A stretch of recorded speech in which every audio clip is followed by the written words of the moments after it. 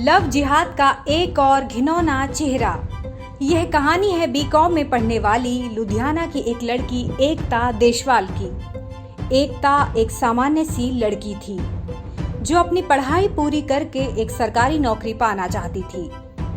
इसी बीच उसकी मुलाकात हुई शाकिब अहमद नाम के एक लड़के से जो टोने टोटके करता था। किसी ने एकता को बताया था कि शाकिब उसकी सरकारी नौकरी पाने में मदद कर सकता है। शाकिब से मुलाकात से पहले एकता उसके बारे में कुछ नहीं जानती थी, ना ही उसे उसका नाम मालूम था। बस उसे इतना पता था कि वह कुछ ऐसा कर सकता है जिससे उसकी सरकारी नौकरी लगने में मदद मिलेगी।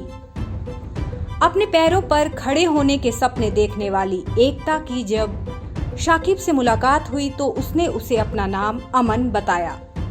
एकता को अपने जाल में फंसाने के लिए धीरे धीरे अमन बने शाकिब ने उससे मेल जोल बढ़ाना शुरू किया और जब नादान एकता उसके प्रेम जाल में फंस गई तो उसने उसे शादी करने का दबाव बनाना शुरू कर दिया।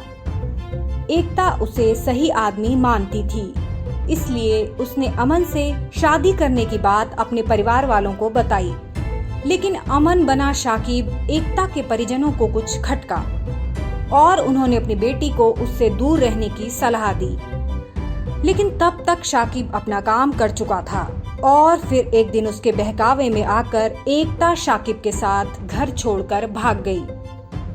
मेरठ के दौराला का रहने वाला शाकिब जब उसे लेकर करनाल पहुंचा तो यहाँ रहते हुए एकता ने उससे शादी करने को कहा। पहले तो उसने मना कर दिया, लेकिन एकता के जिद करने पर उसने एकता से छुटकारा पाने के लिए उसकी हत्या की योजना बनाई और उसे लेकर अपने घर दौराला पहुंचा।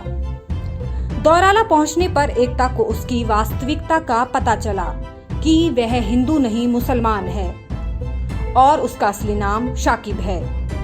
जब उसने इस बात का विरोध किया तो शाकिब ने उसकी निर्ममता पूर्वक हत्या कर डाली और उसके शरीर के अलग अलग टुकड़ों को अलग अलग स्थानों पर फेंक दिया। शाकिब के प्यार में फंसी एकता ने अपने एक हाथ पर अपने प्रेमी का नाम अमन गुदवा रखा था और दूसरे हाथ पर उसका खुद का नाम एकता गुदा हुआ था। इस डर से कि कहीं हाथों पर गुदे हुए नाम से शव की पहचान न हो जाए, हत्यारे शाकिब ने सर को धड़ से अलग करने के बाद दोनों हाथों को भी कंधे से काट डाला और हाथों को दूसरी जगह ले जाकर फेंक दिया। इस हत्या में उसका साथ दिया उसके भाई मुसर्रत की पत्नी इस्मत, पिता मुस्तकीम, दूसरे भाई नवेद की पत्नी रेशमा और गांव के एक साथी अयान ने। जिहादी मानसिकता के शाकिब ने इस पूरी घटना को पिछले साल रमजान के महीने में ईद के दिन अंजाम दिया। घटना के बाद पुलिस को नग्न अवस्था में पड़ा शत विक्षत शव मिला था, लेकिन हत्यारे का कोई सुराग नहीं लग सका। डॉग स्क्वाड की सहायता से पुलिस ने एकता के शरीर के शेष हिस्सों को ढूंढा। घटना के पूरे एक साल बाद पुलिस हत्यारे शातिर तक पहुंचने में सफल हुई और मंगलवार 2 जून को उसे गिरफ्तार कर जेल भेजा। यह घटना इन लोगों के लिए सबक है जो लव जिहाद जैसी किसी बात को सिरे से नकारते हैं। साथ ही उन लड़कियों के लिए भी जो अनजान युवकों से न केवल दोस्ती करती हैं बल्कि अपने परिवार के समझाने के बाद भी अपनों पर भरोसा न कर हिंदू होने का दिखावा कर रहे मुस्लिम युवक के हाथ अपना सब कुछ गंवाकर अपने अपने जीवन से भी हाथ धो बैठती हैं।